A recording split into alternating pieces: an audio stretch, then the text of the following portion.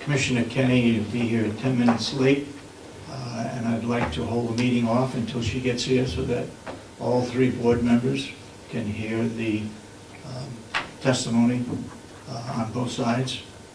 So if you bear with me, we'll hold off until about 10 minutes after. She said she'd be here 10 minutes after 9.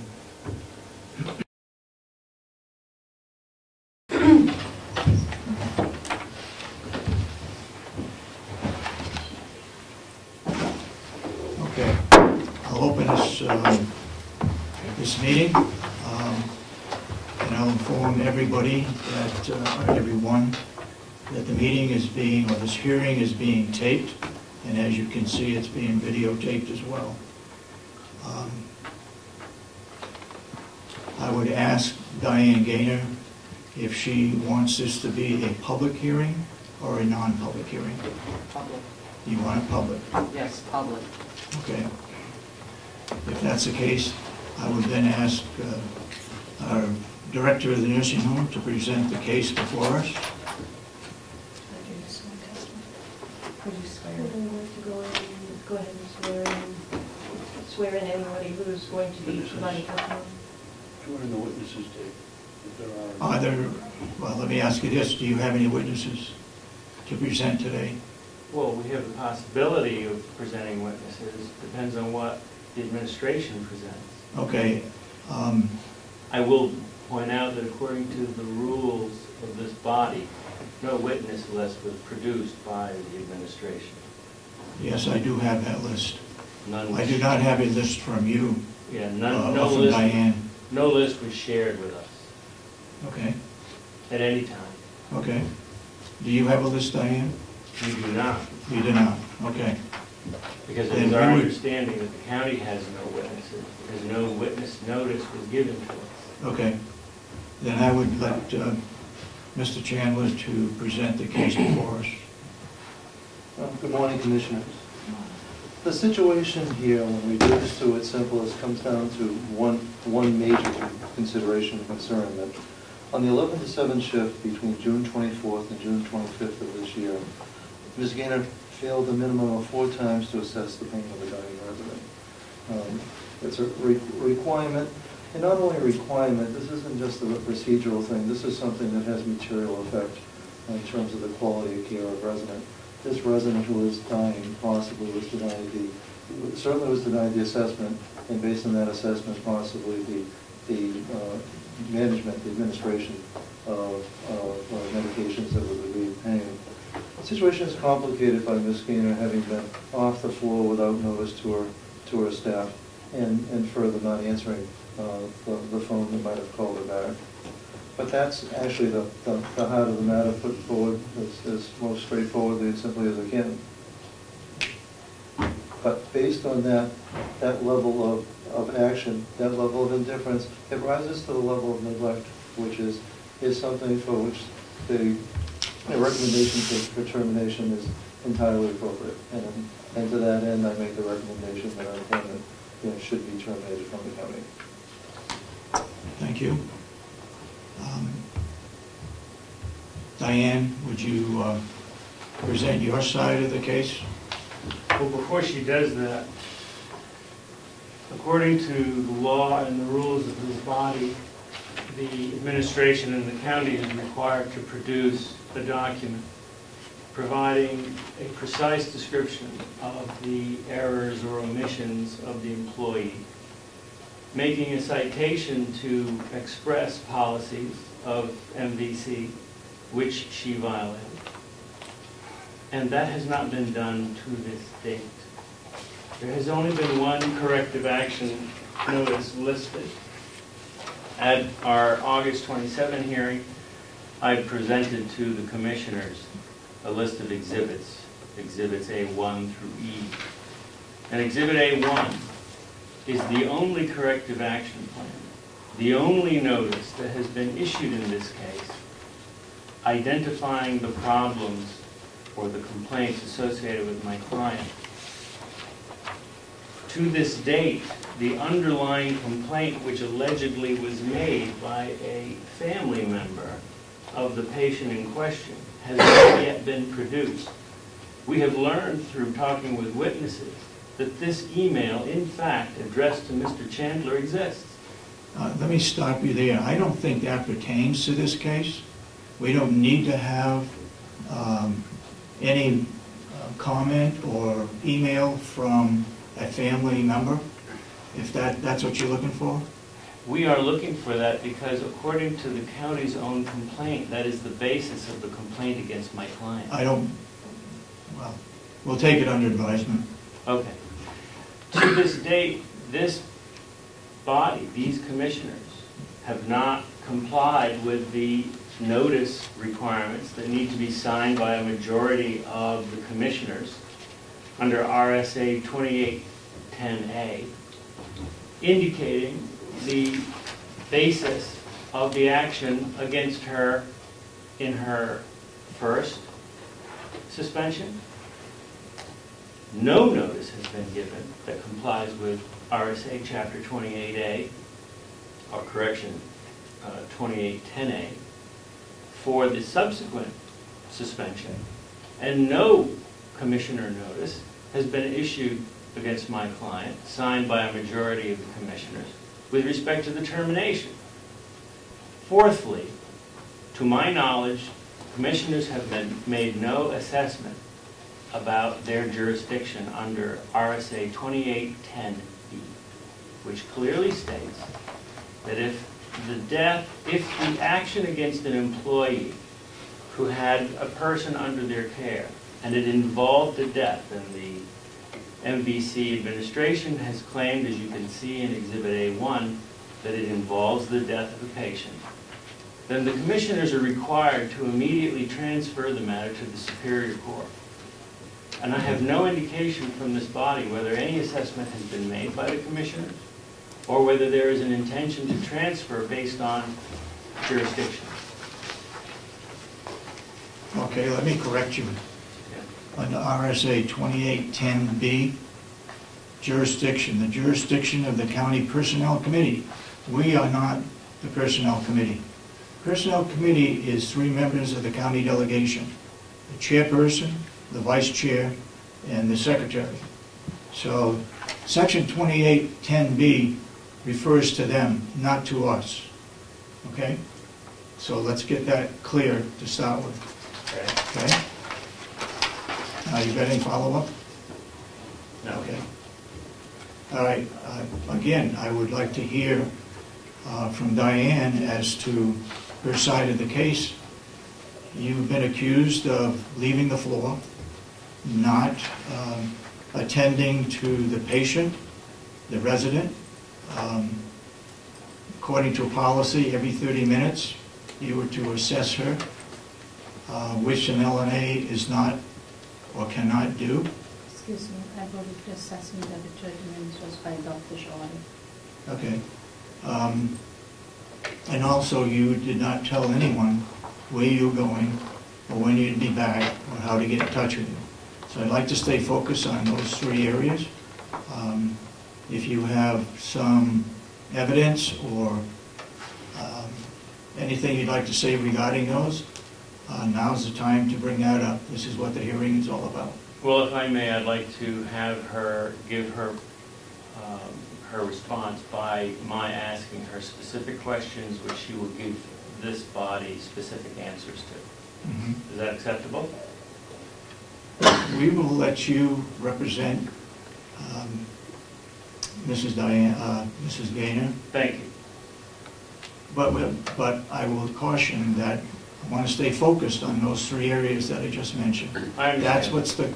That's what the case is all about, okay?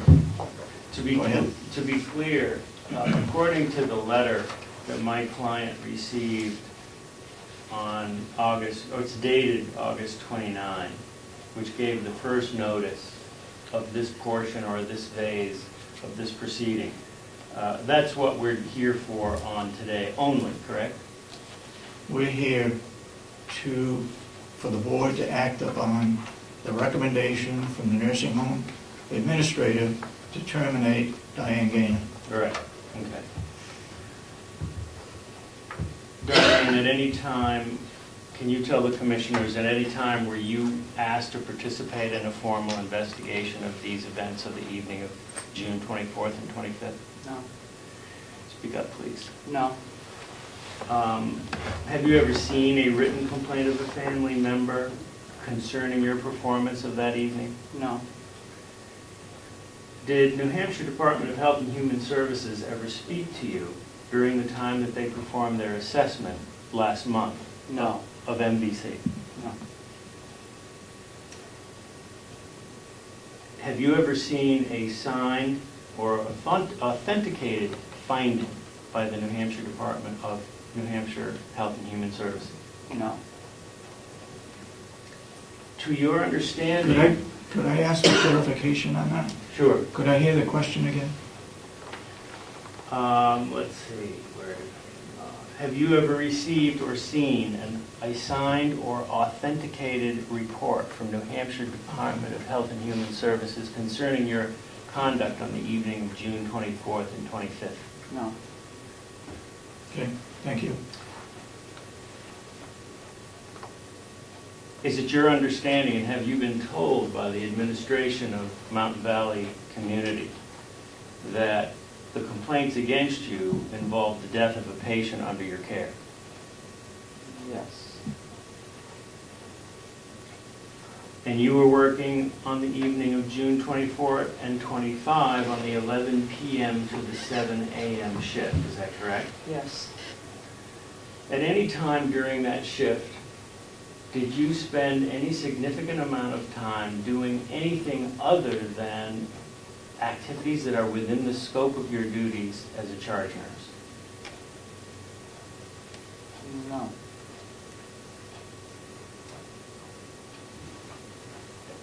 On the evening of June 24-25, the resident in question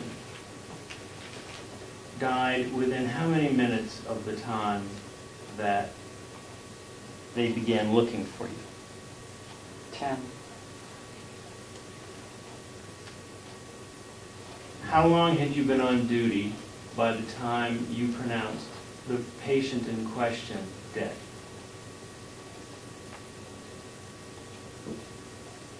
2 hours and 25 minutes. During that time, during that 2 hours and 20 to 40 minutes, how many times did you assess or attend to the patient in question? 4 times.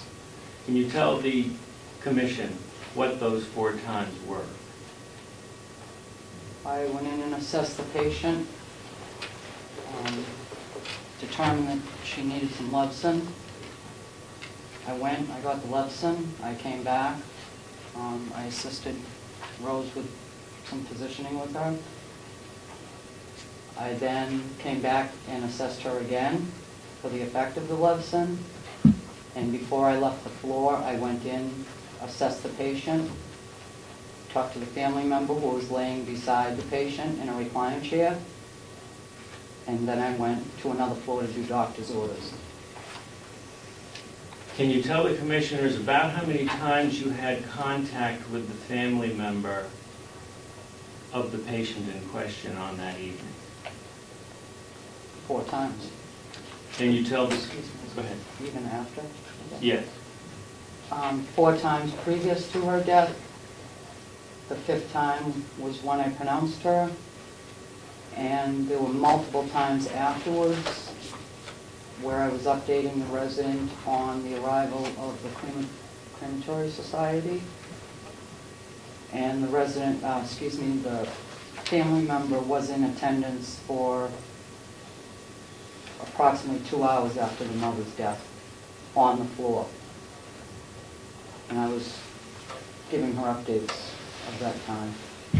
At any time during that period, before the death of the patient in question, what, if anything, did the family member say to you about the needs or care of her mother? She had mentioned about her breathing, and that's when I had given her her Levsin. What it was I was explaining the procedure of why I was doing it and what I was giving her.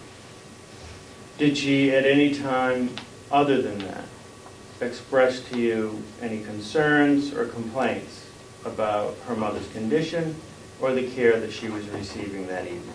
No. After you went to back to the patient in question's room, did the family member, and I'm speaking about the time when you went back to the room and pronounced the patient dead,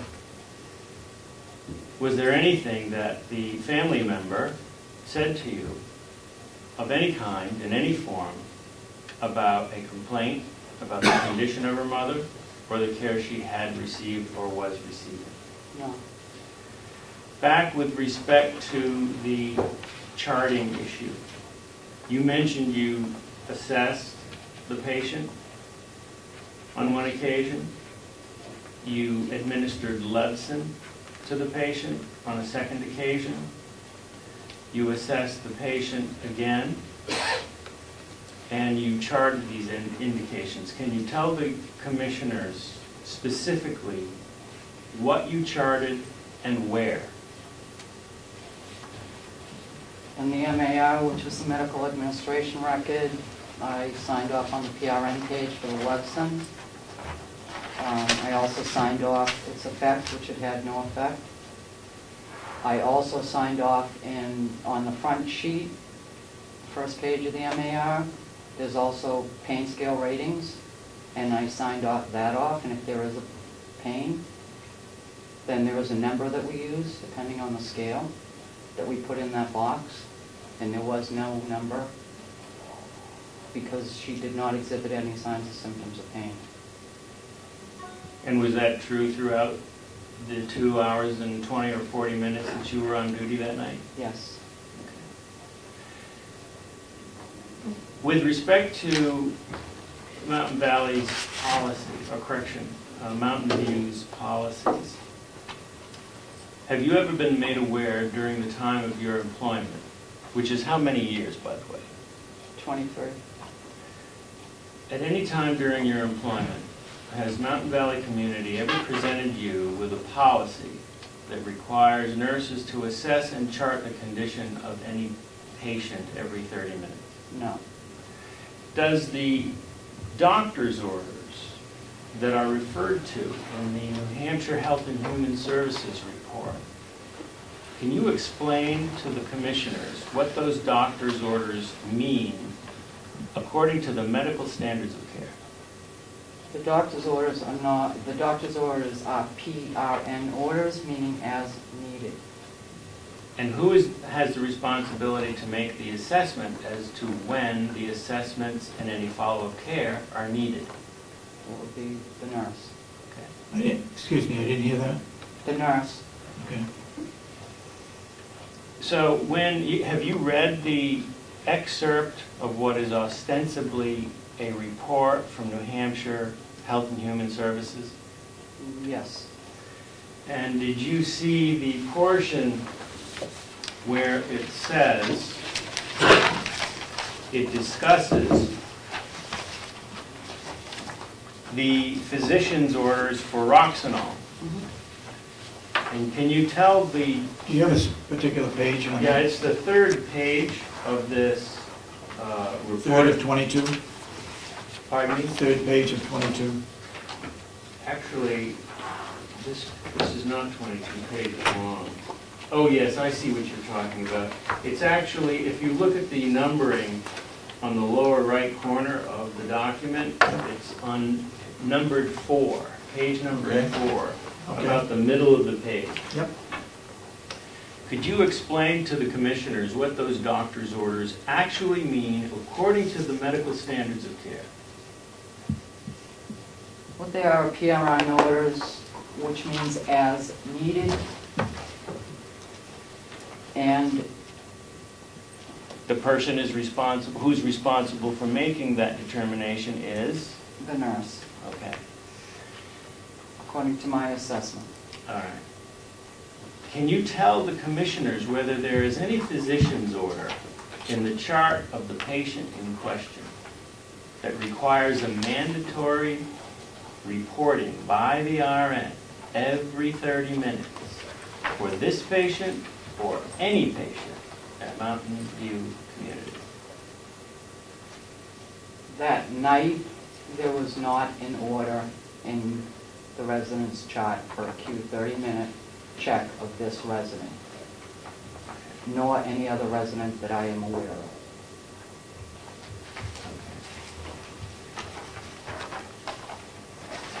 What, if any, medically trained person are you aware of who made an assessment of the patient in question on that night that the patient was experiencing pain? Is there anyone? Myself? Did you make a determination that she was experiencing pain? No, she was not experiencing pain. And the entry that you made on her medical administration record, is that entry that you made to which you initialed, is that what that reflects? Yes, it does. So the absence of a numerical value means she was not experiencing pain? Correct. Okay. Based on all of the information that you have seen, about how long did it take you to get back to the patient in question's room after she died? According to staff, it was like 10 minutes. Okay.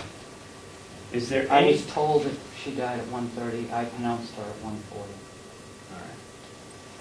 Have you seen anything in the documents provided by the administration that indicate to you that any medically trained person made an assessment or had an opinion that the patient in question was suffering either pain or the lack of care during that interval that you were on duty that night? No. Has at any time during your employment at Mountain View Community, have there been a policy, written policy, requiring nurses to assess patients every 30 minutes? No. Are you aware that recently written policies have been circulated at Mountain View Community adopting or seeking to adopt such a policy? Yes. What is the date of this policy seeking to require preventing charge nurses? August 20th of 2014. And this new policy, dated August 20, 2014, is ostensibly to prevent charge nurses from leaving the floor. Correct. Is this the first and only time you've ever seen Mountain View Community attempt to adopt such a policy? Yes. There's also a policy at Mountain View Community concerning the use of an overhead paging system. Are you aware of that? Yes. Can you tell the commissioners what the policy was at Mountain View Community concerning the use of the paging system on the evening of June 24, 25? That there was no paging system, we were not to use it. Can you tell the commissioners why? It was said that it upset the residents using the paging system. We were only to use it if there was fire, if it was a lockdown fire. Now, it's come to your possession that a new revision of this overhead paging system was issued on what date? September 2nd, 2014. And the gist of this change in policy is what? That we can now use the overhead paging system in emergency. Prior to this date, was there any written policy about a required use of the paging system? I'm not aware of that there was. All right. That we could have paged. Okay. Has it come to your attention that another written policy has recently been issued regarding assessment of patients and the frequency of those assessments? Yes. What is the date of that? September 15. Prior to September 15, had Mountain View Community ever had a written policy that requires assessment of patients every 30 minutes? No. Okay. That's all I have. Okay, I'd like to ask a couple of questions of Diane. Okay. How long were you away from the floor?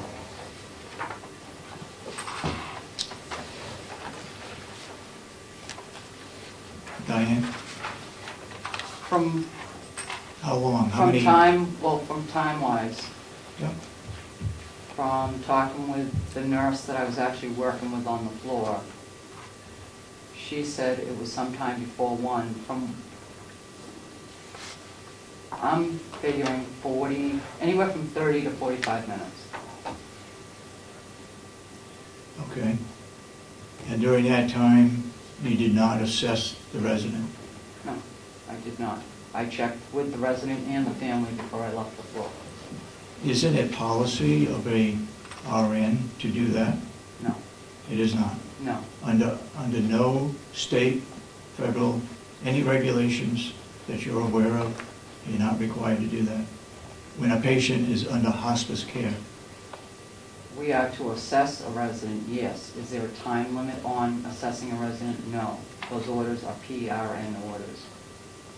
I explained on the last meeting also that when there is family in presence, we allow family privacy with their family members. okay. Did you inform your people that you were supervising, the LNAs, where you were going and when you'd be back and how to get in touch with you? It is routine that we do that, yes. Can I honestly 100% say that I did that night? No. Did the LNA call me where I was, the first phone call she made? Yes. She called Mount Chicora where I went to do the charting. So you think she knew where you were? Yes, and she does too. But because it is such a routine of even to go to the bathroom, because we have so little staffed on 11 to 7, we need to tell each other where we are. Do you So- normally leave your floor that you've been assigned to at any other time?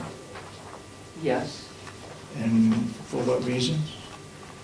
I may go down to the front office, I may go to use the copy machine, pick up charts from Dr. Lewis. I routinely will help other nurses that need help. If we need to ship residents out, I'll go copy materials. I'll go out and have a cigarette, Okay. use the bathroom. What is Yes. your definition of a charge nurse? What's the responsibilities of a charge nurse? Charge nurse is responsible for the residents on the floor. And And you the were a staff. charge nurse that night? Yes. Okay.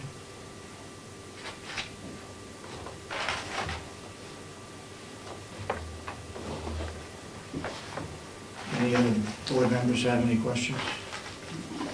No. No.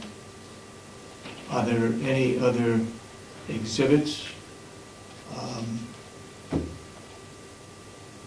witnesses that anyone wants to bring forward? Are we all done? I'd like to say something. Excuse me? I'd like to say something. And you are, Rose Wilkinson. okay? On the night this happened, there was 2 of us in the room, me and Bonnie. And when it happened, when she passed, I told Bonnie to call Wanda, the supervisor, to come up and pronounce her. Well, she lied about the whole thing. She said I called her and she'd come up. Well, she didn't. And I didn't call. I don't use the phone. I don't like the system. The supervisor never responded. When they couldn't find me and they notified the supervisor who was supervising, Mhm. and Bonnie directly said to her, I can't find Diane, Pickering is gone. She did nothing to come up and to pronounce that resident, and she was fully aware that family members were in the room with her. That is routinely, and it was passed on to her, that family members were in attendance. And she also stated that she had no idea where I was, And the nurse that I was working with, assisting with orders, I had sent down to the floor that the supervisor was on to get an antibiotic increase on a resident who was probably an hour and a half overdue on an important medication that we have to do blood levels on.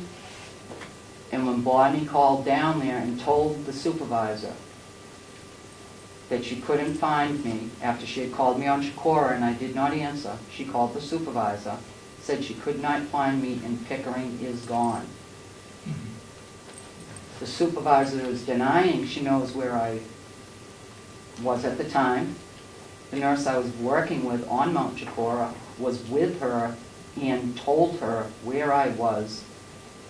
And Nurse Metcalf called me on the unit twice, and she's denying she knows where I was. Yet she called me there twice, and Nurse Druin told her where I was, and she never went upstairs to deal with the family, pronounce the resident.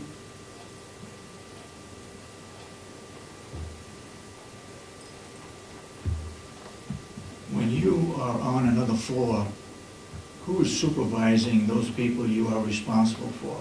The LNAs and whoever else you may be responsible for on the assigned floor. Who then supervises those? You have residents on that floor? Yes. Roughly 24, 25 Yes. people? Yes. And while you're on another floor, who supervises those people that you are supposed to be supervising? I would say it would be the LNAs, although I don't know if you'd call that supervising, but I don't, they're responsible for them. Mm-hmm. And as they did the right thing, when Miss Pickering died, they called me to tell me. But I happened to be on the phone with Mobile X ordering a doctor's order.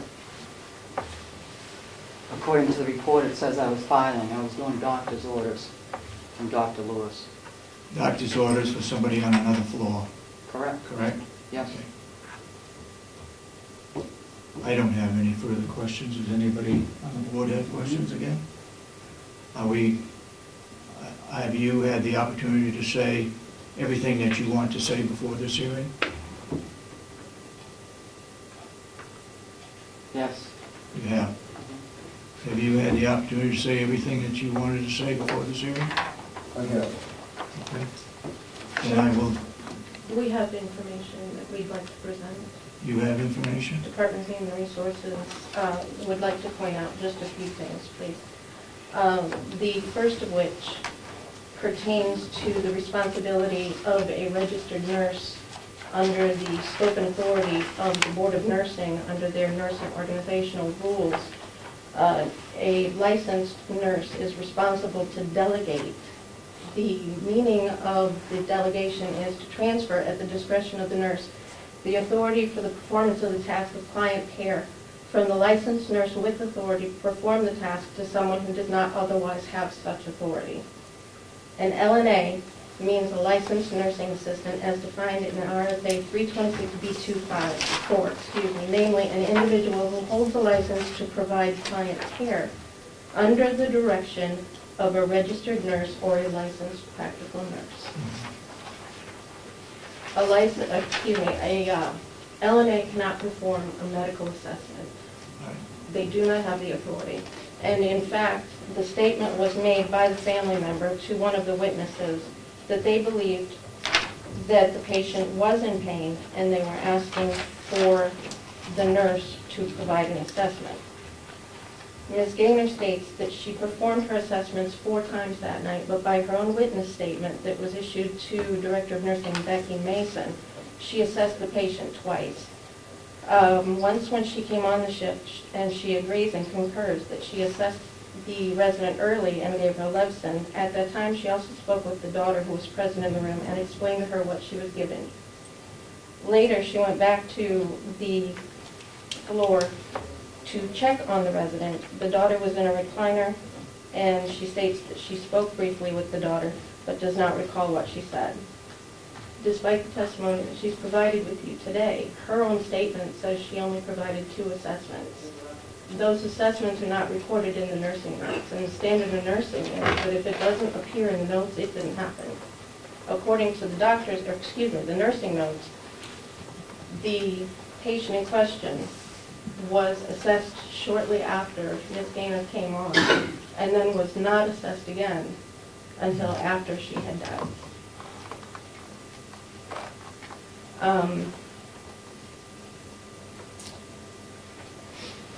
She states that the reason the front record shows no number for a pain assessment that was performed was because she determined that the patient was not in pain. I have to question how she can make that determination when in fact she was not on the floor and there was nobody else on the floor who can make that assessment. Additionally, there calls into question the fact that no family complaint was ever received by Ms. Gaynor or Ms. Gaynor's counsel. The fact of the matter is, we were not issued that family complaint, and that family complaint is not the basis for the motion to terminate today, but rather her own performance that night and whether or not she violated her job description or in county or Mountain View community policies. The basis for today's meeting does not hinge on whether or not there was a statement made by the family, and in fact, this would still be happening in the absence of a complaint from the family. There calls into question by Attorney Khaled whether or not there is a policy in effect at the Mountain View Nursing Home that specifically states that pain assessments are to be done every 30 minutes. There is not such a policy, never has been and probably never will be. Patient assessments are done at the request and discretion of the attending physician, and that can't be determined by policy because it's patient-based care. The physician provided a statement, and I believe you have a copy of his notes, I've provided those to you, that the patient in fact went into hospice care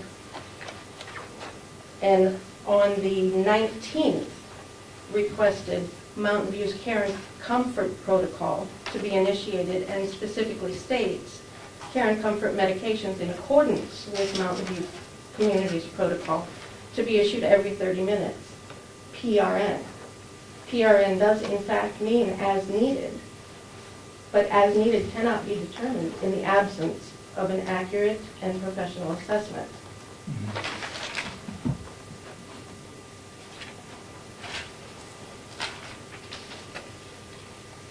And finally, there calls into question by the defendant here today the circulation of new policies, and I would posit that those policies that have not previously been in effect are being placed into effect now to protect the Mountain View community going forward from receiving neglect tags on their DHHS annual inspections based on the results of the annual inspection that was provided. The Mountain View community is required by law to send the DHHS corrective measures within a period of, I believe it's 10 days? Correct. And those policies were pieces that were put into place as corrective measures for the findings of that ruling organization.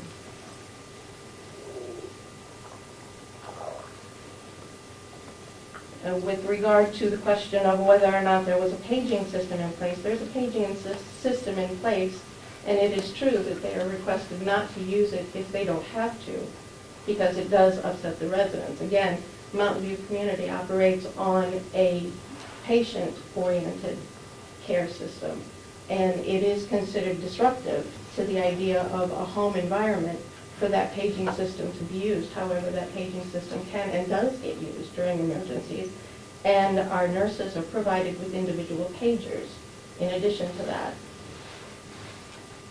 Witness statements, and Ms. Gaynor specifically cites Nurse Wanda Metcalf, and claims that she knew where to find Ms. Gaynor. Whether or not she knew where to find Ms. Gaynor is not the question. The question is, was Ms. Gaynor available to do the pain assessment required by the physician's order? Ms. Metcalf's statement specifically states that she absolutely, and that is an exact quote, absolutely did not know where Ms. Gaynor was. And that in fact, Ms. Druin, who also provided witness statement, states herself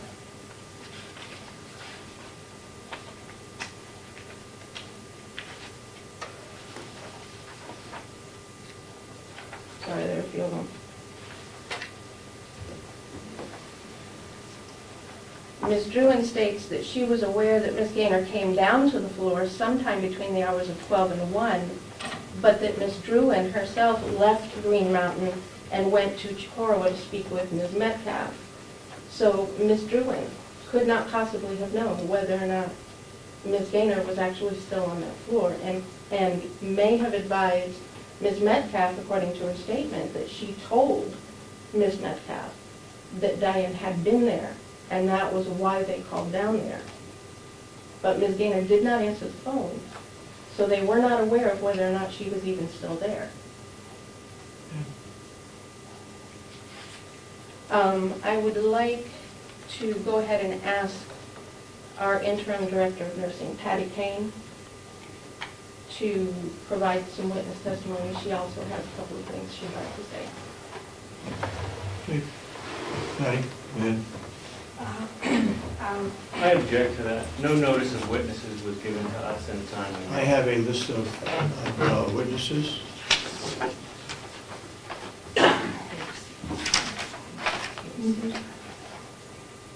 I have 1, 2, 3, 4, 5 witnesses, RNs and LNAs.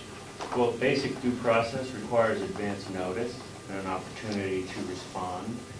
We've received no advance notice that they intended to provide witness statements, and witness statements have to be provided a certain number of days in advance of the hearing, and that wasn't done. Those witness statements don't actually have to be provided to you. The witness lists, those witness lists are supposed to be provided to the board. And you are? My name is Deborah Newland. I'm the Human Resources Generalist for the county. It doesn't really do much good if you don't share them with the other party. That may be the case. I don't disagree with that. But according to our procedure, the witness list, which you did receive. No, we didn't. You didn't receive a copy of the We procedure? never received any witness list. I'm talking about the procedure. We have the procedure. The procedure specifically states that witness lists will be submitted to the Department of Human Resources and turned over to the Board of Commissioners. Right. And that would mean that you would share that with the opposing party. No, sir. That provides them with a listing of who it is that they can anticipate. Well, if you want to have a reasonably fair and full hearing, it seems to me obvious that you would share it with the opposing party. If you want to ambush the party who's being accused, then you would do as you're suggesting. I object to your term ambush, and I would like to remind you, this is not a legal hearing, this is a termination hearing I under the understand that. RSAs. I understand that. Thank you for sharing your opinions, and if we need to amend our procedures, we'll certainly do so. Okay, we won't get into an argument here. I'm going to allow Patty Kane, she is a witness, she can speak. Patty, go ahead. The only thing that I want to say is, as the interim DON, I looked at some of this information was given to me, and a couple of things that I just want to address from Diane's statement, her lawyer, or her questions.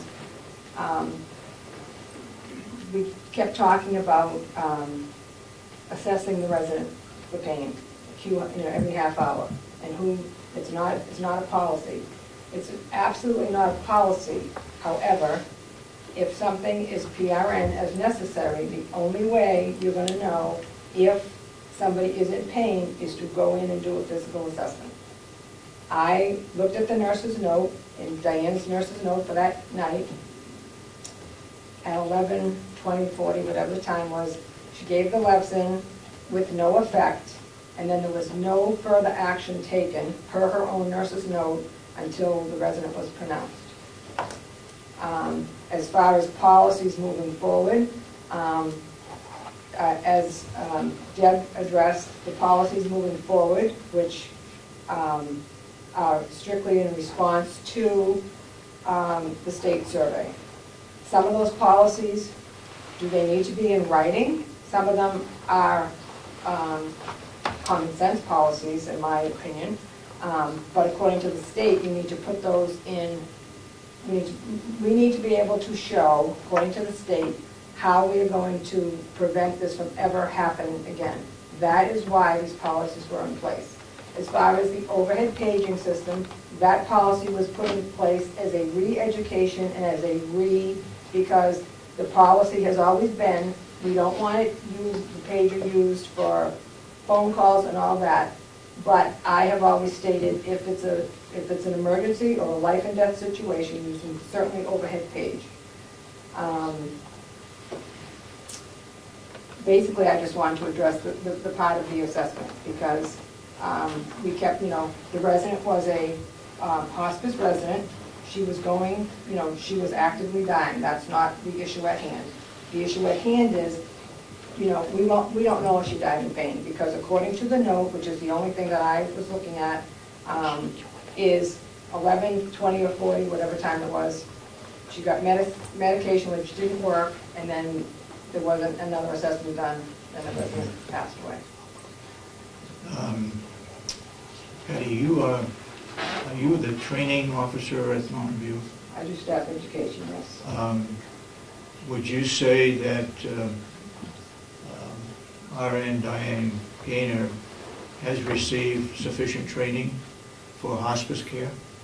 I would like to think so. Do we have any record of that? We have pain management training that we've done.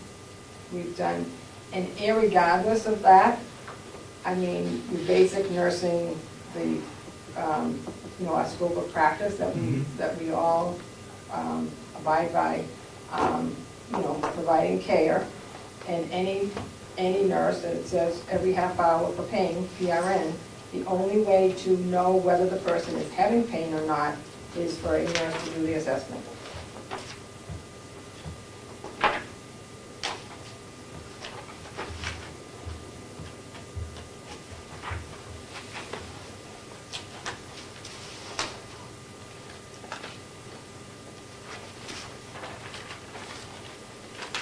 I think we got I think there was a lot of talk about where she was, where she wasn't, whatever. Irregardless of who could get a hold of her or who couldn't, the fact still remains that if somebody has an order for every half hour, then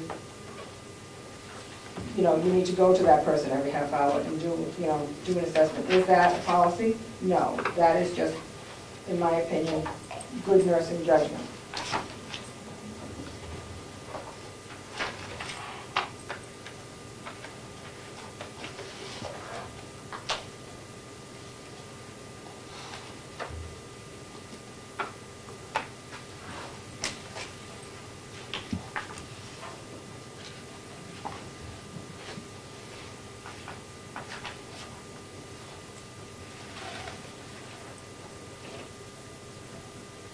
One more thing I think needs to be said, and that is that earlier it was stated that we were, the nursing home administrator and the Department of Human Resources director was requesting a move to terminate this employee's position, not based on the statement from the family, but based on whether or not she violated Mountain View community and county policies. I believe you have in your possession a copy of the Mountain View Community's policy on abuse, neglect, involuntary seclusion, suspicion of drug diversion, or misappropriation of property and related violations, in which it states, acts of abuse and neglect are never allowed, tolerated, or condoned in this facility. Each resident has the right to be free from abuse by anyone. Each resident has the right to be free from mistreatment and neglect. Our position is that in failing to be there for the pain assessment as indicated by the doctor's order, there was a level of neglect that is supported by the findings of the Department of Health and Human Services in their report. Additionally,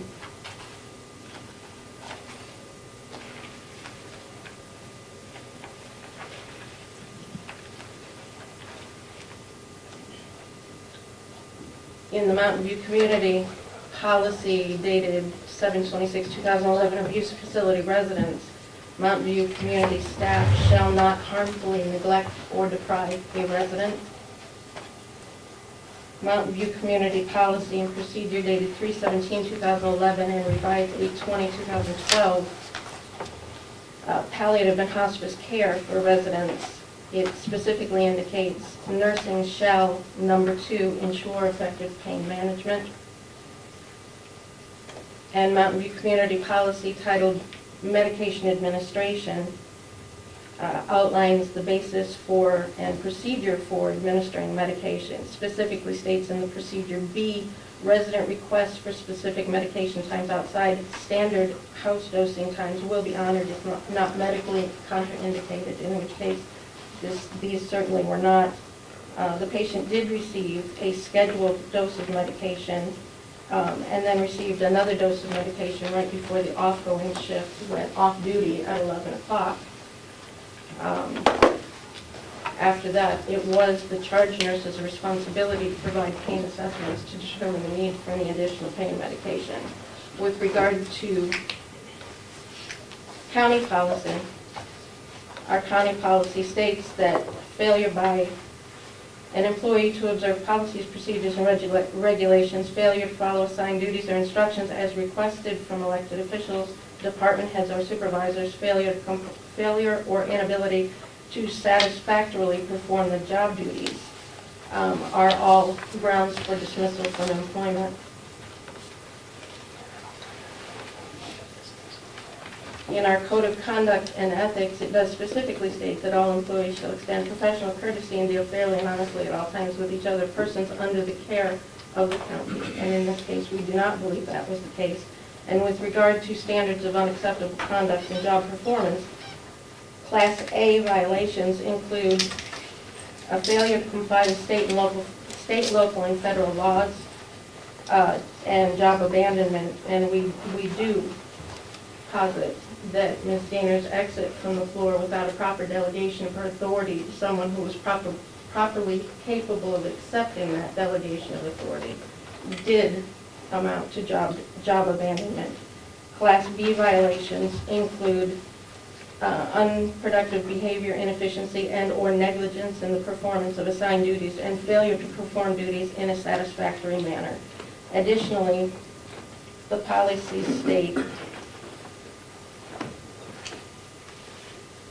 the unauthorized use of county property, and I believe the commissioners are in possession of a document that indicates that Ms. Dainer utilized the county fax machine in a manner that was not consistent with the best interests. I object to this. Of This the has never county. been noticed as a basis for any form of disciplinary action. So what are we going way beyond the scope of this proceeding for? I'm glad you mentioned that, because I wanted to stay with and focus on exactly what she was accused of. Thank you. So I will cut off debate on that issue, but I will say that I have before me the annual mandatory services at Mountain View Community. I attended a March Madness session. I understand the following information and will perform my job according to these guidelines. I realize it is my responsibility as an employee of Mountain View to act in the best interest of the residents in this facility. And it lists the different items: residents' rights, abuse and neglect, Elder Justice Act, and several others. I had time to ask questions. If I have any concerns or any further questions, I know I am to ask the staff director, the educator, the DON, or the ADN. Printed name, Diane Gaynor, signature, Gaynor RN, dated 3/18/14, that's back in March. So she has had mandatory training regarding abuse and neglect, okay? Understood.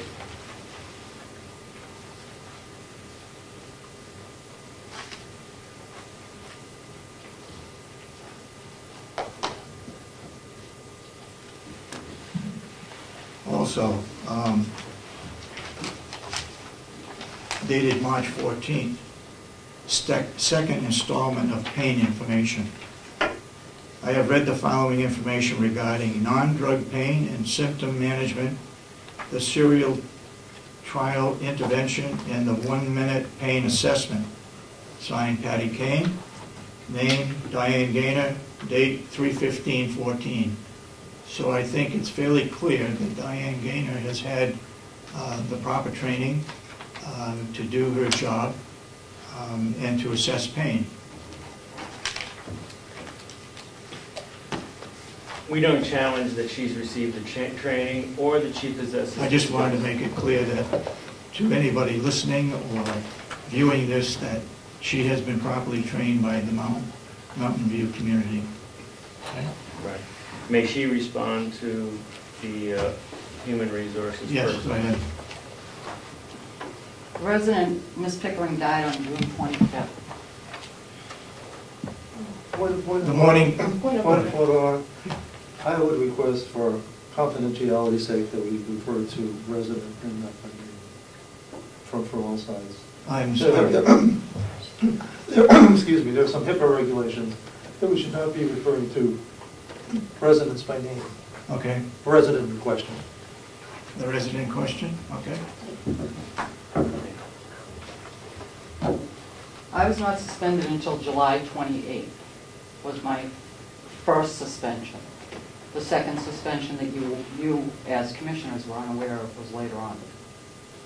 Prior to that suspension, Which one? my first The suspension. first one, okay. First suspension on July 28th. The resident died on June 25th. Okay? Prior to that, and I wish Becky Mason was here to speak. Becky Mason had confided in me. She had called me into her office and told me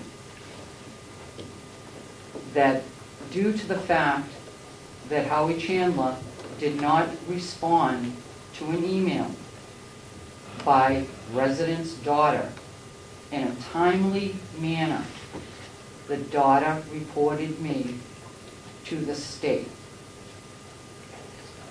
and the facility. And my point is, when this first happened on June 25th, the following week, when staff was asked for statements, quote unquote, Becky said to me, everything gels. There was no investigation done. They were not concerned with anything. There was never any mention of pain. Never any mention of pain. And I will quote from the DHA's report. Let the excuse me, the commissioners know which page you're referring to. Page 14 of 22.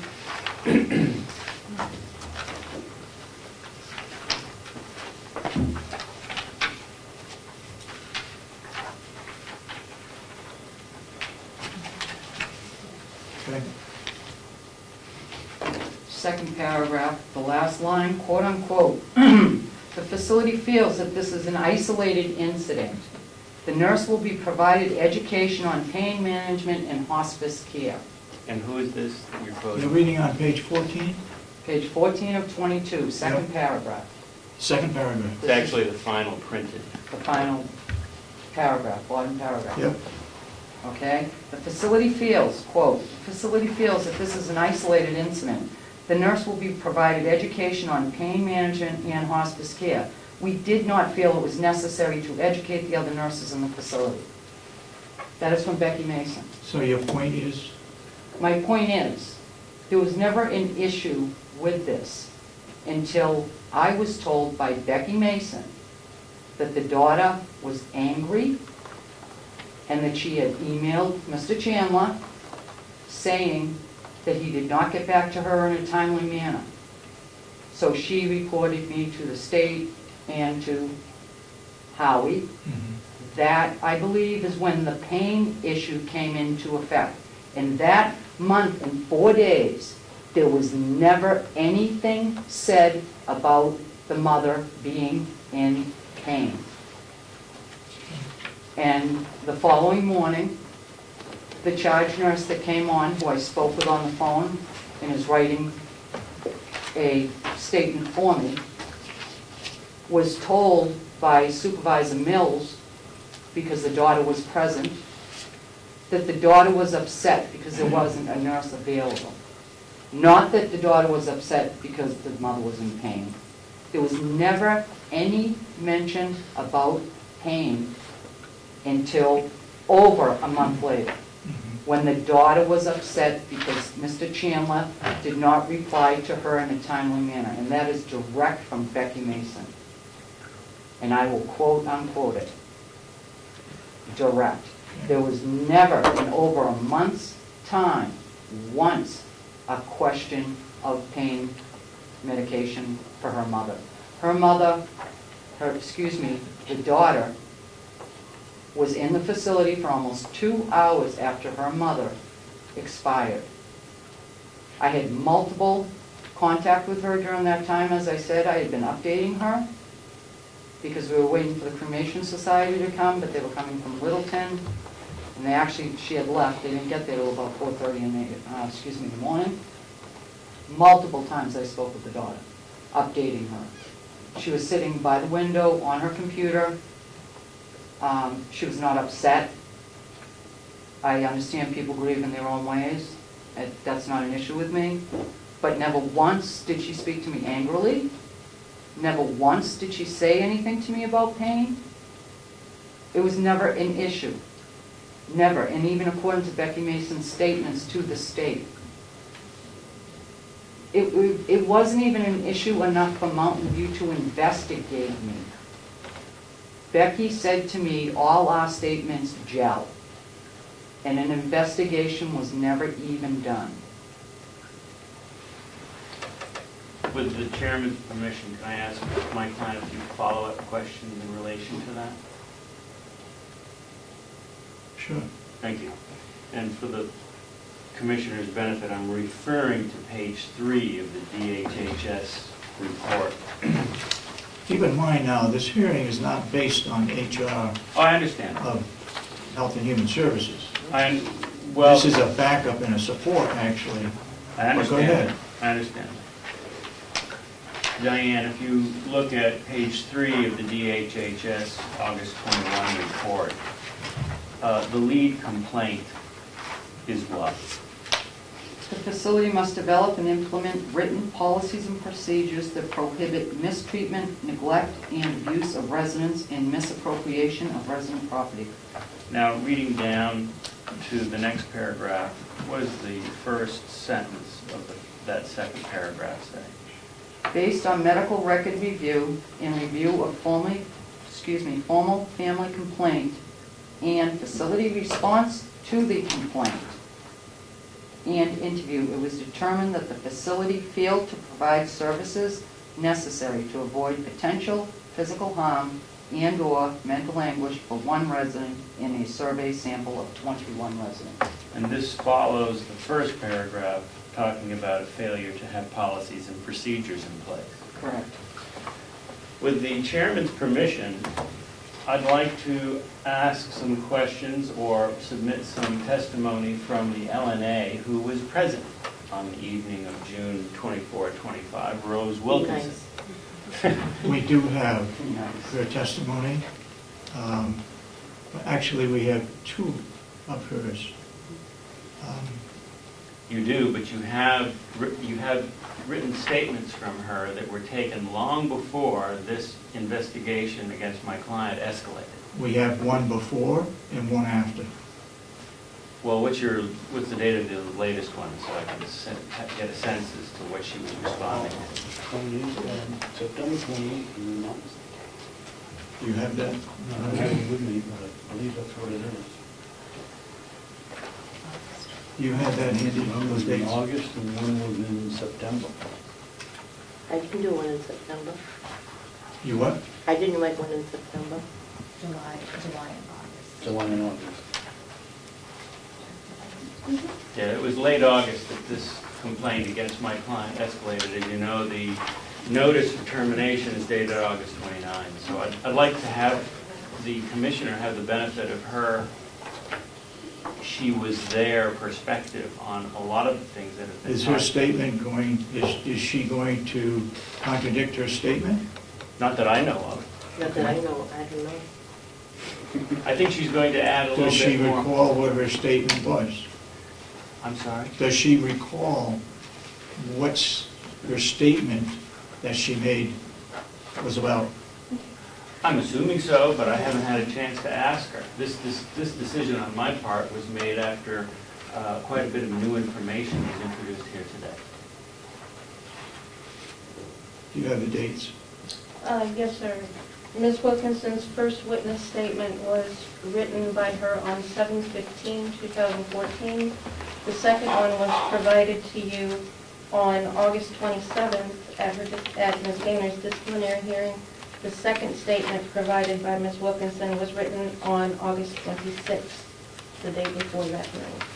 The day before the hearing? Correct. Okay.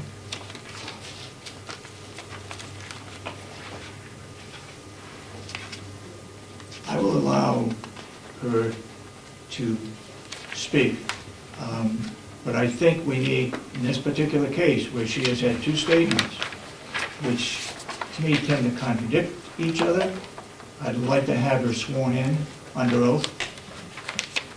Well, I wouldn't have a problem with that, Mr. Chairman. However, there's an issue about unequal treatment. I mean, none of the management, administration were placed under oath. Nobody's been placed under oath. up No, to but now. like I said, we have two statements. I don't necessarily agree. Because of that reason only, I'd like to have her sworn in under oath. Okay. You want me to make the motion, Mr. Chairman? I don't think we need a motion. Who will swear her in? Excuse me? Who will swear her in? A qualified person, Debbie? Ms. Wilkinson, could you stand and raise your right hand, please?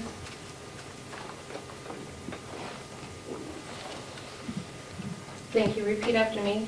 I, and state your name, I, Rose Wilkinson, do solemnly swear and affirm do solemnly swear and affirm before all those present before all those present that this testimony I shall give that this testimony I should give shall be the truth, the whole truth, and nothing but the truth, should be the truth, the whole truth, and nothing but the truth, upon my honor. upon my honor. Thank you. Okay, proceed. Thank you, Mr. Chairman. Ms. Wilkinson, can you tell the commissioners how long you've been in LNA? You really want to know? Yes. Too long. 40 years in July 18th. It's my 40th year. How long have you been employed by Mountain View Community? I think we've been there 3 years. How long have you worked with Diane Gaynor? All the years she's been there. Okay. All the years you've been there? Yeah, well, yeah. Okay. Can you give the commissioners a general sense, in your experience with working with Ms. Gaynor, what degree of professionalism and care does she attribute and apply to the care of her patient? Diane is one of the best nurses we have up there. Can you give the commissioners an idea of why you believe that? Over the years, I've, by myself on one wing, and if I run into a problem, Diane will step right in, pitch in and help me, and she's very good. You've heard, Attorney, could we stick to the focus? this is just foundation. Okay. Were you present on the night of June 24, 25? I took care of her. Okay. How much time would you estimate you spent in the company of the patient in question who died that night? Between the lights going off and the alarms going off, I'd say maybe almost 2 hours. Okay. You were in her room 2 hours. Often, yeah, just about. And which shift were you working that night? 11 to 7. Can you tell the commissioners your general impression about the patient's condition during the first 2.5 hours on the 11 to 7 shift? I don't know what you want for details, but she wasn't conscious at all. She was drooling a lot, and she died very quick. And in what form or what manner was it your impression that her condition was, or her death? I don't know how much they give information. I don't know. Well, we're not giving out names, so you're not violating confidentiality. Her tongue was hanging out of the left side of her mouth, and she was drooling. And when you work with people a lot, you know when the time is going to be up. I just don't know how to explain it any other way. And is this the condition the woman was in that night? Yes, it was. To what extent would you say to the commissioners, by your observation of the patient during that first 2.5 hours, that you saw any signs of pain or discomfort? Excuse me, you're an LNA, right? Yes, sir. You are not qualified to assess pain, correct? No, I'm I'm not. asking her for a lay opinion. Well, she can't do that. She's a lay If person. Okay, go ahead. All I can tell you is she couldn't talk, she couldn't move, she had shallow breathing, and we knew it wasn't going to be long. I mean, it's just something you know when you've been doing it for so many years. It's just, I don't know how to describe it to you. Okay. Would you tell the commissioners what your responsibility as an LNA is if a patient under your care begins to exhibit signs or symptoms that lead you to believe she needs care greater than what you're authorized to give? What are you required to do? Stay with the patient. Are you required to notify anybody? Yes, the nurse. The RN? Any nurse that's on, RN, LPM, whoever's on. And at any time during that 2 hours, 2.5 hours, the first 2.5 hours of the 11-7 shift, did you observe the patient in question to require any additional care from a nurse? You have to say, oh. No. Okay. You're confident of that? 98% confident, yeah. Okay, that's all I have. Sir, in response to the testimony that you were just provided, I'd like to read an excerpt from Ms. Wilkinson's statement dated 7/15/2014, in which I'll allow it. Thank you. In which she stated, "I went and asked Bonnie if she knew where the nurse was because the family member wanted her mother to have pain medication. I went back into the room and Bonnie tried to find our nurse. At around 1:30, Bonnie and I were watching the resident breathe when she took her last breath. I asked Bonnie to call Wanda to pronounce her when our nurse came in and did it. We didn't have any idea where she had gone to." I mean, is that a true statement? What she just What read? did you just say? Yeah. Okay, go ahead. In her second statement, dated 8/26, and provided to Attorney Khaled, who then provided the statement to you at the hearing on the 27th, Ms. Wilkinson states, "When the family member came in and got me, I went right in. The family member asked me if I thought her mother was in pain. I told her I couldn't make that judgment." I can't, Debbie, but all I can say is, when you do it for a lot of time, you just know yourself. I can't explain it to you. It's just something you learn over the years, what to expect when something's going wrong, and that's... Let me ask you a question. Sure. Was that your true statement? Yeah. Okay. I think I understand where the apparent conflict is here. Can I ask her a follow-up question to try and All resolve right, it? we're not going to deliberate. No, I understand. Yeah. This can come up if it goes to trial. This is the place to bring it. This is strictly a hearing. I understand, but I do want the commissioners to have a clear I want- understanding of what this lady believes. Exactly. Thank you. Ms. Wilkinson, when you said in your statement that the lady from HR just read from, and you said to the patient's daughter, you couldn't make that determination. Is that consistent with your responsibilities as an LNA? I can't assess pain because I don't know what to assess. I don't know anything about it. You're limited by your job description? Yes. Okay. Who is officially required to make the requirement or the assessment of whether a patient needs the Whoever the nurse is on that night. All right. Is that what you meant in your August statement? The difference between what you can observe as a lay person and what you can say as an LNA in your Yes. official capacity? I can't make that judgment to family members because I can't do it. I'm not supposed to do it. Right. To myself, and yes, we can do it, but I can't do it to a family member that wants to, I can't do it. All right. That's all. Could I ask you a question? Sure. Did you tell the daughter of the patient that you could not assess pain? Yes, I did, Okay. because I can't do it. I agree, I understand that, I just wanted to make sure. Yeah, I did say it. Very nicely. And she knew, Trudy knew it, because I'm not licensed, I can't do it. Okay. To myself I can do it, but to voice it, I Okay. can't do All it. right, is there anything else to be brought before this hearing? I'm sorry, I missed that. Anything else to be brought before this hearing? Are we ready to close the hearing? We're ready for You our... ready? Anything over here? No. Okay, then at this point in time, I will close this hearing. The procedure will be that we will go into non-public session. We will deliberate on the case and hear and talk about both sides. And then we will take action and come to a decision. And you will be informed as to what that decision is in writing and what appropriate action you might take following that decision. Okay?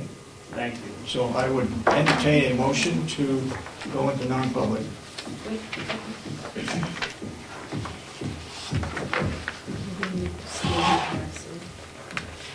Yep.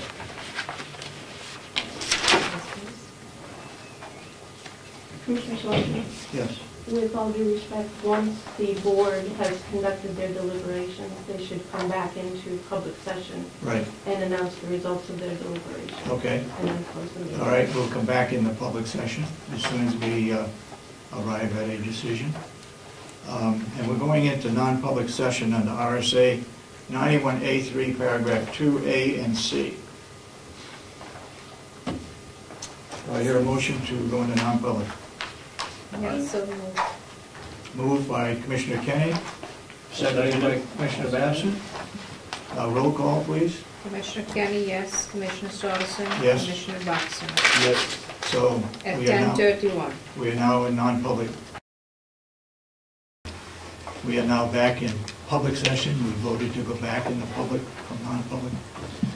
We have sealed the discussion portion of the non-public session, and we voted to release the action taken publicly. Follow me? So we have voted to seal a discussion that we had in non-public, with the exception of the action that we took in non-public, that we will divulge to you now. Understood. Okay?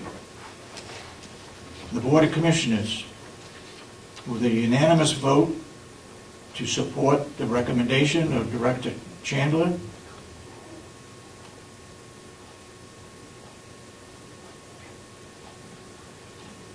that we received for his recommendation for termination of Diane Gaynor as of September 18th, 2014. We will put this in writing, and we will put in the process that you may want to use for appealing. Have any other comments from the board? No. Is that exactly what we did? Yes. Yes. Okay. Did you say that it was unanimous? It was unanimous. Yep. Okay. Vote in support of the recommendation.